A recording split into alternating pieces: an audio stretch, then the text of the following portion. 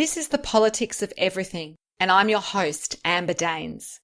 Welcome to the podcast where we want to discuss the politics of everything, from money to motherhood, nutrition to narcissism, startups to secularism, the environment to equality, and much more. Our guests are experts in their field or topic of choice, even if you've not yet heard their name. This is a bipartisan podcast, so while we love exploring varied views and get a buzz from a healthy debate, by no means is this a one-sided forum for any one political view. So please listen up and enjoy the politics of everything. Jenny Lacy is best known professionally as a video marketing strategist, copywriter and speaker. She's got over 25 years of experience presenting to audiences of all shapes and sizes across diverse industries. Her online brand is called The Visibility Coach, and her website is brimming with ideas to bring your video marketing ideas to life from the ground up. What Jenny doesn't know about presenting with impact and crafting powerful messages isn't worth knowing, so she says. A solo mum to 3 teenage boys, she can be found at co-working spaces and cafes, avoiding taxi driving gigs and crimes against personal hygiene, which I found very amusing. Here she is unpacking the politics of expertise and explaining to us what it means to her and how we can all claim it for ourselves. Welcome, Jenny. Oh, hello. Welcome. Thank you so much for having me, Amber. Excellent. So we're going to go back to your childhood. When you were growing up, did you have a particular memory of your childhood in terms of, what you thought you'd be when you grow up? Was it a typical Aussie childhood? Was there anything fascinating or different about your childhood experience that might give us a little insight on who you were as a kid? I am the youngest of 5, and my parents are from very old families. So I think my dad was probably 43 or 44 when I was born. So we were always I was always left to my own devices by then because everybody was working. My siblings were older, and I had a really adventurous, fun childhood. I was always out and about and riding my bike, meeting my friends, playing a lot of sport, pretty adventurous and very social. And I think that comes from being from a big family too. So, yeah. So very noisy, very social, very lots happening all the time, I can imagine. Absolutely. Very different to my experience. I'm a solo child. So even the fact I've got 2 children now, I find it so noisy because I wasn't used to that. Yes, it can be a shock. So did you have a career dream when you sort of got a little bit older, and did you pursue that? I always thought when I was in primary school and in early high school, I always thought that I would be a performer or I would be a teacher. And interestingly, I've kind of ended up being a bit of both, which is kind of nice. But I thought I was kind of destined for the stage because I do like, telling a good story and being the centre of attention. But that really didn't happen in high school. I was academic but pretty sporty at high school. So I always felt that whatever I did, it would involve lots of other people. And that's exactly what's happened. So it's good. And did you go on to study, and did you have an early career in corporate? I mean, what was your early career experience like before you sort of found your niche and what you do now?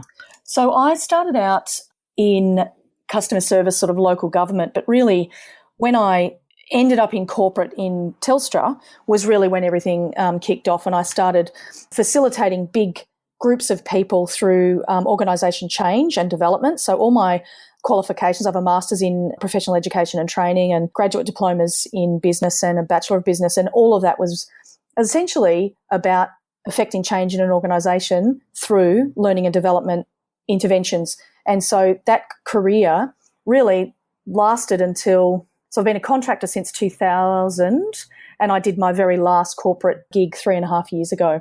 That's interesting. So what lessons did it teach you, that early career? Did it prepare you for what lay ahead when you set up your own business? Was there things that you thought, hey, I never want another boss again, or I want to work with people only that I've chosen? I mean, was there anything in it for you that kind of sowed the seeds of what the foundations of your vision for your business might be? No, actually the opposite. Before I had kids, I honestly believed that my destiny in corporate was going to be as a general manager of either the customer service sort of culture in an organisation or in organisation development. And it wasn't until after my eldest son was born in 1999 and I wanted to go back to HR and training. And I did that for a really, really long time. So I just kept doing contracts as they came up. I did them and, just sort of usually worked with people I already knew. And did a bit of instructional design and all that sort of stuff. It wasn't until the contract to end all contracts, I like to call it, that happened 3.5 years ago when I realised that I actually didn't have to work with people I didn't like anymore, that I could actually choose, and that I had the right to perhaps pursue a dream of owning my own business and running my own race. That was really empowering. I was a little bit depressed about leaving that corporate world, but I've got to tell you that it was a pretty horrible experience, that contract, and it really did totally change my mindset about what I was capable of doing. So getting back to our topic for today, what does being an expert mean to you? I mean, I know Malcolm Gladwell very famously said it's your 10,000 hour rule. Once you've done 10,000 hours of whatever it is that you profess to be an expert in, then you can really claim it. Is it about the time on the tools? Is it about a mindset? What is it for you, that expertise? I highly value expertise, which means I am more likely to value competence in other people and actually go to an expert to get things done than try and do everything myself. And I think as a business owner, that's actually not a bad mindset to have. I think expertise is a passion for a particular niche or topic or area of study or whatever, and being really immersed in that. So for me, especially in the last 2 years, for me that was about learning, taking what I already knew. So I really value the expertise I have in corporate, L&D and consulting skills, taking those and saying, how can that fit and work for me in, the 21st century when most of us are online? What expertise can I bring to the table to help other people build their business? So I think it's about being really immersed in it and kind of living and breathing it, testing it, trying it, implementing stuff, failing potentially, going back and measuring, really being in it. That's what I think brings the expertise. And of course that means you're doing the hours as well. Absolutely. So in what you're doing now as a video marketing strategist, how have you really refined that expertise so that it's quite a niche in a way? I mean, how have you really kind of worked on that from a personal point of view? And can you give us examples of, maybe where you've tried something and it hasn't worked, or you've had to kind of collaborate perhaps to get the expertise that you need to get your business to where it needs to go to? It's when you talk about video marketing in terms of how it can complement the marketing we're already doing and amplify, if you like, the sort of lead generation we do, or the client nurture stuff we do, or the things we put on our website for people to get to know, like, and trust us. What I realised was that I am not actually the tech person. My expertise lies in clarifying what it is you actually want to share and what you want to say, and generating the ideas and the programs and the words and the scripts around that and where it's going to fit in your current marketing. So if somebody came to me, and this has happened recently, where they think I'm the videographer potentially, or they think I'm actually going to be able to edit something together for them. Now, I can do that for myself, but that's not what I do for my clients. I teach them how to do it themselves, or I encourage them to outsource it. And so that was a really interesting... I think that's an important point, isn't it? It was good learning for me, actually. Yeah. I think sometimes people, when they come to you, they want you to do everything, or their expectations might be different to what you're able to offer. So how do you articulate that to clients so they still feel like they're getting the full value of the experience with you? The way that I word it normally is that no matter whether you are outsourcing to a videographer or you are going to set you and your team up to create DIY video content or Facebook Live or whatever, regardless of the method you choose to create that content, you must be clear about what you are going to say. What do you want to share? What's the point of all this time and energy and potentially money in creating this content if you have not got your words and your messages clear? So I really believe that the strategy and the messages we want to share are the absolute number one thing that we have to tackle before we bother spending time and energy and money using video marketing to grow our business. Absolutely. Changing tack a little bit, as a mother, and I'm one as well, we all need to learn to do lots of things, become experts in all sorts of things we never thought we had to, like, internal arguments, sewing on buttons at 2 a.m, all sorts of things that perhaps aren't your day job. But how has being a mother and perhaps a solo parent shaped your definition of expertise and where you put your energy? Because I think sometimes with expertise, it's about, where you're putting most of your time and effort. And obviously being a mum is very consuming. So how have you sort of balanced that out with what you're doing in your business? It's a really good question, because in a way, the more if you are 100% committed to your niche, it is so much it's effortless in comparison to being 95%. I hope that makes sense. So sometimes I'll say to people, if you're really committed to being the expert in your industry or in that niche or whatever, it actually makes everything else really easy, because then I know, well, that's not my expertise. I don't have to do that. It makes decision making a lot easier for me. And so, for example, I was really stressed out a couple of weeks ago. I was having a house inspection. I'm renting at the moment. And I just thought, you know what? Find someone else to get the house ready for you. And I found a person who's done some work for me before. She came in, she did an awesome job. My house looked absolutely amazing. It looked like I was moving out, actually. It was like an exit clean. And I think, I love it. Can't we live like that all the time? I know, exactly. So actually being an expert to me means that I can clearly define what I am not good at and find someone else to do it for me when I need it. Yeah. No, that makes sense. And I think that's really sensible. Maybe you only learn that from experience, where you realize you can't do everything. And similar to your business, I'm similar. Like I'm in the process of redoing my website, but I might be a writer, but I'm not an SEO optimized writer. So I've, got experts in. And I think expertise is about knowing also where your shortcomings are, as well as the areas that you're great at and celebrating those. So I think that's great sage advice for all of us. So for your business, do you have a certain type of client? Is there like an avatar of the perfect client for you, or the range of clients that you work with? Or how do you actually define who it is that's your market? It's a really good question, because we're encouraged really to, pick an avatar. And let's say I chose female entrepreneurs, and they might have different struggles or different issues around video marketing compared to a small business owner with 10 staff members. But actually, the longer I've been doing this, the more I realise that is actually not true. And that if I am true to my expertise, is here is a system that I will successfully implement in your business for you, whether you are a solo entrepreneur or you have a team of people that you want to train to actually create the content planning and the strategy and create the video content and Facebook Lives and so forth. So it's more about businesses that are ready to take their marketing to a broader, more visible space through video. So that's who my client is. So sometimes that's about internal development. It could be about client nurture. It could be about lead generation. So it completely depends on where the client wants to sort of amplify what they're doing already to get more bang for their buck, basically, through video marketing. And do you find a lot of the clients have never done it before? Like they're sort of looking for you to educate and hold their hand a little bit? Or do you get clients who maybe come to you because they want to just do it better? Or is it a mix of both? No, it's actually the former. You're right. It's usually people who haven't implemented it, have seen some statistics and are thinking, we're not getting out the same results we were getting on Facebook in the past, or hey, our leads have sort of slowed down. We want a different way to communicate with our clients. So as an example, I had a finance client with, a fairly big database, and they only really see them once a year. And so he said, I want to create some videos.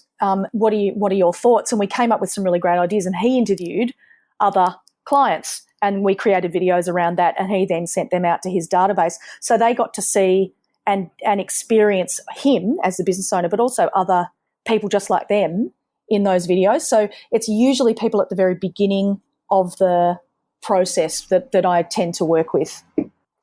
Absolutely. No, that's a great insight. How do you keep up with the latest sort of, trends and ideas for video and online marketing? How do you make sure that you are at the top of your game in your expertise? That's a really good question, because actually I really don't love tech. I don't want to use apps. I don't want to learn apps. I find it really takes up a huge amount of time for not a very necessary part of my business, because, again, I come back to the messaging and the strategy around this. So what I do is, again, this is about outsourcing. I don't like doing that sort of research. I have someone else do some research probably every couple of weeks about latest statistics, any new apps that have come out, whether or not we want to test those apps. What are they good for? What value are they going to add? When in fact I'm a huge advocate for face to camera videos, because that's what lets people get to know us, like us, and trust us. So do I want to move in towards, the latest trend of the latest app that's going to turn drone footage into something really sexy when it's actually got nothing to do with you as a business owner? And the answer is usually no. But people say, oh, have you seen this thing? And I can honestly say, yes, I have, but I don't believe I need to use it. Does that make sense? It does. Absolutely. No, that's a fantastic perspective and a way in which I hadn't thought about that before. So that's really interesting. And I suppose I'd be curious to know, as an expert, as someone who sounds like they like the process of learning, do you actually collaborate with others on this journey? Like, are you interested in sort of skilling up with seminars, reading, formal education? How do you make sure that what you're doing always has a bit of freshness to it as well? Because I think sometimes in our own businesses we can get quite stuck and we don't really move forward because we maybe don't need to, because until the sales funnel's kind of drying up, we sort of don't think about it. So for you personally, how do you make sure that you're stimulating yourself but also doing the right thing for your clients as an expert? I'm a lifelong learner, basically. So there is always something going on in my own personal development and learning. So I gravitate towards people who are very generous with their programs. If anybody, says, oh, yeah, I'm going to spend thousands and thousands of dollars on this person, but I don't actually get access to the person, I find that really pretty awful. Yes, it's a very ordinary experience, isn't it? And a lot of people do. Amazingly, people do spend ridiculous amounts of money on coaches that aren't going to support them and be there for them on a one-on-one sort of authentic level. So for me, it's always about networking. So I spend a lot of time with a lot of people, listening to what they're doing, asking questions, seeing what their, concerns and their challenges are in their businesses, not to coach them, but just to learn where everybody's at and sort of support each other. But also my own personal development. I invest a lot of money in my own personal learning and have done since the beginning. And I encourage everybody to, ask around when you're looking to spend money on a coach or something so that you can pick one that really suits you. And it sounds like you may have had your own experience with coaches or, those formal kind of business training experiences. And maybe you've got a cautionary tale for us as well that you could share about that experience. Or was it a positive experience for you, but you've just witnessed others maybe going down a path which hasn't come to fruition in any sort of tangible results, which I have to admit is very frustrating when you watch people spending, $5,000-$10,000 and then they're exactly where they started, really. Yeah. And do you know what? It's like buying a gym membership and assuming you're going to get fit. That's how I look at it. I think, if I know from experience, I have spent money with coaches early on. So probably 2 years ago was the most money I spent. And I was very early on in my tech sort of journey at the time, and I was not ready for what they wanted me to do. So they were very sales funnel driven and click funnels and so forth. And, looking back, that they were trying to steer me in a very clear direction that I simply was not ready for. And I just think when people go, I want to, go and see a coach, I need some coaching, I'm really clear about what's the outcome that you are looking for. Because if it's just sort of general business acumen and maybe getting a really clear picture of your business plan, then that's a completely different coach to the one that is a sales funnel coach. And so I just really encourage everybody, it's super important to invest in our own learning, I believe, because obviously that's my bias, but just be really wary of how much money you spend and where you spend it, and ask around with trusted people too to find out what others have found value in. I think you're right. There are different coaches, and I've had a really positive experience with a business coach for many years, but it was definitely a period of my business. It was a time of, a lot of change, and I was changing where my expertise was focused, and she was great at really, because she knew me a little bit from, earlier years. I felt like it added something different, whereas I've gone to seminars where it's all been about, the one-to-many sort of process of coaching and mentoring and ideas, and it's felt very like there's nothing in it for me, and it sounds quite egotistical, but I think we go to these things wanting something for ourselves. If we take a day out of the office or we're spending money and time, we are looking for something a little bit more customized. And I suppose when you're an expert in what you do, you want the other experts to honor their agreement with you, if you like. So I think that's good insight into how to actually process that information. So in terms of your own experience, is there any special people in your life that have sort of taught you some exciting or major lessons that have stuck with you and maybe you keep coming back to, and they don't have to be well known, but are there sort of maybe one or two people in your life that have really helped you on this journey of expertise? Absolutely. There's several. But I think that, again, when those experts are around you, walking the talk and actually applying things in your own business for yourself is a really good lesson. And I've found lately that a lot of the things that are coming out of my mouth are also things I'm supposed to be doing for me. It's really, really interesting that a lot of the time I've been talking to people about, yes, it might feel uncomfortable, but we've got to we've got to do this. And I thought, actually, what am I avoiding that's really uncomfortable? And it's things like phone calls, getting better and better at actually speaking to people over the phone. You'd think that would be easy, but it's actually just really interesting. I know. I know, but you just get so used to it when you're online. But you don't talk one-on-one to many people. It's really interesting. So when I started out 3.5 years ago after that terrible contract, Kate Toon was someone who had immediately attracted me because I wanted to be a copywriter. And I did start as a copywriter, and I got some good contracts, and I did some really lovely work in the learning and development space as well as just small business space. And I learned so much from Kate. And again, that generosity is a really big value of mine. And so she is exactly the sort of person I'm glad that I found straight away. So she was instrumental really in me feeling like this was possible, that I could actually, do this. So I love her. She spoke at my meetup a couple of weeks ago. She's absolutely awesome. And she's been a podcast guest. We've got commonality. She talked about politics of SEO. So she was amazing and very self-deprecating and, from a brand point of view, lots of things to love about Kate. So I'm glad that you had a good experience with her as well. Oh, very much so. And look, recently I've spent a lot of time with people who are building bigger communities through Meetup and through sort of Facebook groups, and two people that come to mind there are Francesca Moy, who is again a very generous person, and so is Mark Boness, who is a tribe builder, and he has a very specific system. So I wanted to not just work with women. I really found that that's been really good for me to mix it up and actually have men and their opinions. And Clive Enever is another one who is just awesome to work with. So they're probably the four most important in the last couple of years for me. Fantastic. Last advice, what would be your final nuggets of gold to people wanting to navigate the politics of expertise? I think we have to trust what we are actually really good at and accept that we are actually good at it. I think there's a lot of people go, oh, yeah, I don't mind doing that and I'm all right at that, and as though there's some arrogance in saying, actually, I am really good at this stuff. I'm really shit at a lot of other stuff, but actually I'm really good at this thing that I really like doing, and kind of owning it. Because once I liken it to sort of shaking off a really nice beach towel and getting rid of all the sand that you don't want, all the stuff that doesn't serve you, that you don't like, but keeping hold of the nuggets of expertise that you actually really love. And when you think about them, they make you feel really good, that you are actually achieving things, that you felt really great when you were working in that space. Bring that with you. If you've got to redefine what you want to do, that's fine. But don't let go of what you're great at. Bring it back and work out how to kind of wear it like a nice pashmina. Because I think that we often let things go as we get older because we think that we've left that career behind, but we really haven't.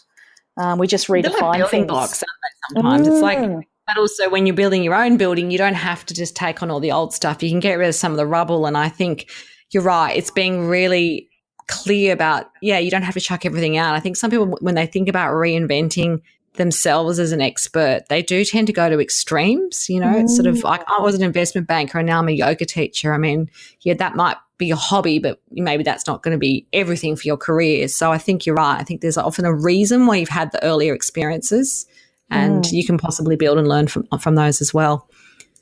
Yeah, no, I love, seeing people really step into it. And that was a big lesson for me, that I hadn't left that behind, and actually I don't want to leave it behind. So even though I don't want to work in corporate learning and development, there is a huge amount of expertise in that 25 years that I now give to clients in a different way. And I just really encourage everybody to do the same. Perfect. Well, if you do want to connect further with Jenny de Lacy, there will be some details and show notes at the end of this recording. You've been listening to The Politics of Everything. Until next time, keep well. Thanks for listening today. If you've enjoyed The Politics of Everything, we thrive on feedback. So please add a short review and share the podcast with your network and your friends and family.